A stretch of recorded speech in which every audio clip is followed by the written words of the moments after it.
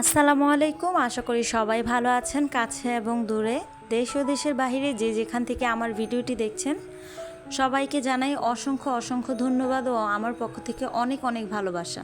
আজকের ভিডিওটা শুরু করেছি সকাল সকাল সকালের নাস্তা থেকে। সকাল সকাল বলতে 9টা থেকে। তো আমি কিন্তু খুবই তাড়াতাড়ি করে নাস্তা বানাইতেছি, কারণ ঘুম থেকে উঠছি দেরি করে, 9টা বাজে ঘুম থেকে উঠছি। আমি কিন্তু গরম গরম আটা হাতে নিয়ে এই যে পিড়িতে রেখে আমি কোনো রকম আর কি মুথে তারপরে রুটি বানাইলাম। আর তাড়াতাড়ি করে আমি তাওয়ায় দিয়ে রুটিটাকে ছেঁকে নিচ্ছি, কারণ আমার হাজব্যান্ড সকালে নাস্তা করে তারপরেই দোকানে যাবে। তিনি যেহেতু কিছুদিন আগে অসুস্থ ছিলেন, একদিন কিন্তু হাসপাতালেও ভর্তি ছিলেন এক রাত। তো তারপর থেকে তাকে আমি বাসায় নাস্তা করাই, কারণ তিনি এতদিন হোটেলে নাস্তা করছে, আবার কখনো নাস্তা করেনি, এরকম করেছে। খাওয়া দাওয়া অনিয়ম করাতে তার একটু গ্যাসের সমস্যা হয়েছিল। তো ডাক্তার বলছে বাইরের কোনো খাবার খেতে না। তো যাই হোক, আমি তাড়াতাড়ি করে এই যে নাস্তা বানিয়ে দিচ্ছি। আমি এখানে 2টা রুটি ভেজে নিছি অফ ক্যামেরায়, আর এই তো এখন একটা ডিম ভেজে নেব।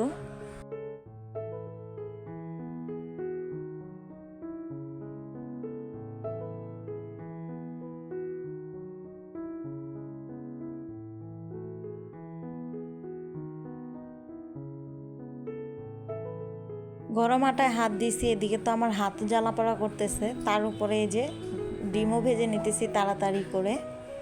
হাজব্যান্ড ওদিকে তাড়া দিচ্ছে, সে নাস্তা করবে, কারণ তার দেরি হয়ে গেছে।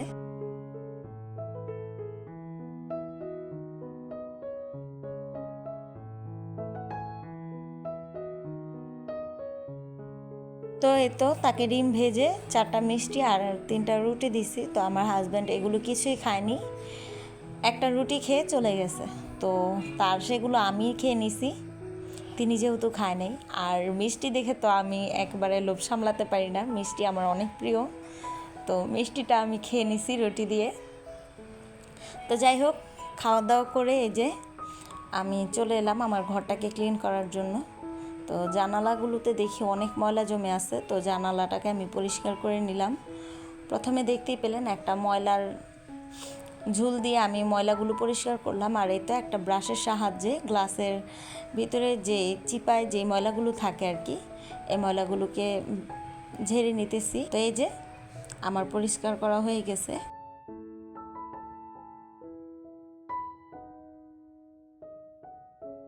এই তো আগের চাদরটা উঠিয়ে ধোয়া একটা চাদর বিছাচ্ছি। তো 1 সপ্তাহ পর পরই আমার চাদর উঠাইতে হয়, কারণ আমার বাচ্চারা এত ভদ্র কি বলবো, 2 দিন না যেতে আমার চাদরগুলোকে নষ্ট করে ফেলে। এই চাদর নষ্ট করার জন্য অনেক সময় বকা দিই, আবার অনেক সময় মাইরও দিই। তো মাইর দেওয়ার পরে নিজের কাছে খারাপ লাগে, ভাবি ওরা তো বাচ্চা মানুষ, নষ্ট তো ওরাই করবে।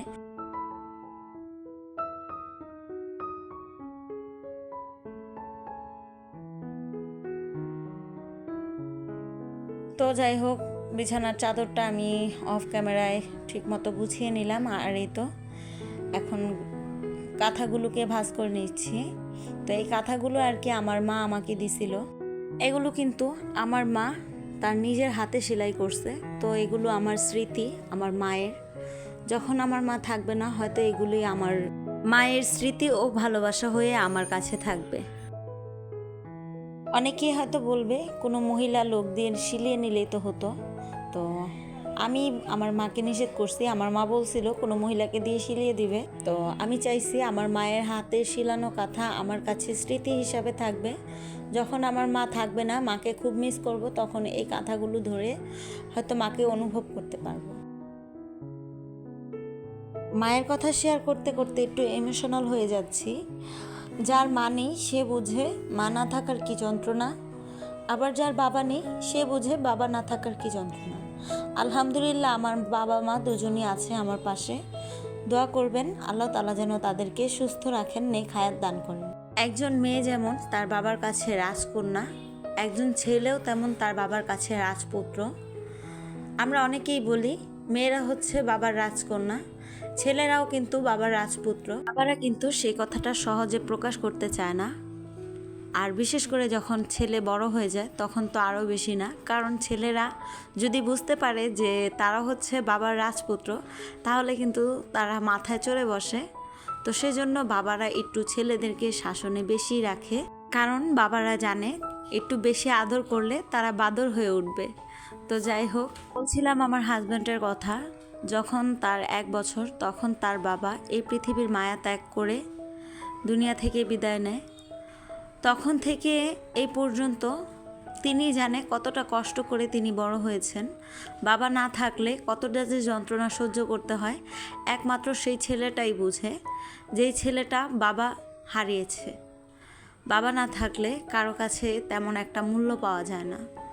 বাবার কাছে যেই আবদারটা করতে পারে ছেলেরা, বাবার কাছে যেই বায়নাটা করতে পারে, সেটা কিন্তু সবার কাছে চেয়েও পায় না, হোক সে বড় ভাই বা বড় বোন। বাবা তো বাবাই, বাবার আদর কেউ দিতে পারে না। তো আমার হাজব্যান্ডের বড় ভাই আলহামদুলিল্লাহ, তিনি আমার হাজব্যান্ডকে বাবার মতো করে আদর করে বড় করেছেন। যদিও তিনি তার বাবা না, কিন্তু চেষ্টা করেছেন যতটুকু সম্ভব তাকে করার। তবুও কিছু একটা বাকি রয়ে যেত, বাবার আদর, বাবার ভালোবাসা। ভাববেন আমি কেন এসব কথা বলছি এই ভিডিওর ভিতরে, তো একটু পরেই বলছি কেন এই কথাগুলো বললাম। তার আগে বলিনি, এই যে কিছুদিন আগে এই বাসায় আসার পরেই কিন্তু আমার ড্রেসিং টেবিলের আয়নাটা লাগিয়েছে নতুন করে। তো আমার ছেলে আরও একবার বল মেরে ড্রেসিং টেবিলের আয়নাটা ভেঙে দিছে। তো তাকে কি করা যায় বলেন তো? কিছুই করতে পারিনি, কারণ সে আয়নাটা ভেঙে খাটের নিচে গিয়ে পালাইছে। তাকে যেন আমি কিছু না করতে পারি, কোনো মাইট যেন না দিতে পারি। তো এই খাটের নিচ থেকে বের হয়েছে যখন তার বাবা আসছে তারপরে। আর তার বাবার সামনে তো আমি তাকে মাইট দিতেই পারবো না, তো সেই জন্য আর তাকে কিছুই বলতে পারিনি। তো যাই হোক, এদিকে আমার শাশুড়িকে দিয়ে আমি আজকে একটু রান্না করাইছি, ভুনা খিচুড়ি করাইছি, আর এই যে লাল মুরগির মাংসের ঝোল। অনেক মজা হয়েছিল খাবারগুলো। আর রসুনের ভর্তাটা আমি করছি। শ্রীমাকে বলছিলাম রসুনের ভর্তা বানানোর জন্য, তো তিনি বলতেছে তুইই বানা, কারণ তোর হাতের রসুনের ভর্তা অনেক মজা হয়। তো যাই হোক, এই যে খাবার বেড়ে নিছি, আর অফ ক্যামেরায় কিন্তু আমরা খাবারটা খেয়েও নিছি। আর এই তো এখন আপনাদেরকে বলবো এসব কথা বলার কারণ। তো আমার হাজব্যান্ড আমার ছেলের জন্য একটা সাইকেল কিনে নিয়ে আসছে। তো এই সাইকেলটা আনার পরে আমি ভীষণ রাগ করছিলাম, আমার অনেক খারাপ লাগছে। আমি বলছি আমি নিয়ে আসবো সাথে করে, তো তিনি আমাকে নিয়ে যায়নি, তিনি একাই গিয়ে নিয়ে আসছে। তো তার সাথে আমি এর জন্য কথা বলিনি। তো তিনি আমাকে বলতেছে, শোনো, যখন ছোট ছিলাম 1 বছর বয়সে বাবাকে হারাইছি। বাবা হারানোর কষ্ট আমি বুঝি, যার বাবা নাই সে বুঝে। তো আমার ছেলেরা আমার কাছে আবদার করছে, তো আমি যদি সেই আবদারটা পূরণ না করি তাহলে আমার কাছেই খারাপ লাগছিল। আমি কোন সময় আমার ছেলের আবদারটা পূরণ করব, আমি সে অপেক্ষায় ছিলাম। আজকে একটু দূরে গেছিলাম আর সুযোগও পাইছি, তাই নিয়ে আসলাম। তোমাকে নিয়ে যেতে পারিনি, তুমি কষ্ট পেও না। তো কি আর করার, সে আমাকে এক কথায় চুপ করিয়ে দিল। আর এই তো বিকেলবেলা ছেলেদেরকে নিয়ে আসলাম বাইরে সাইকেল চালানোর জন্য। মাশাল্লাহ, দেখেন কি সুন্দর করে সাইকেল চালাচ্ছে। আমি কিন্তু ওদেরকে শিখাইও নাই কিভাবে চালাইতে হবে। তো এই হচ্ছে আমার আজকের ভিডিও। সবাই ভালো থাকবেন, সুস্থ থাকবেন। আর হ্যাঁ, যারা আমার ভিডিওতে লাইক দেননি, প্লিজ একটি লাইক দিয়ে আমার ভিডিওটি সম্পূর্ণ করবেন। আল্লাহ হাফেজ।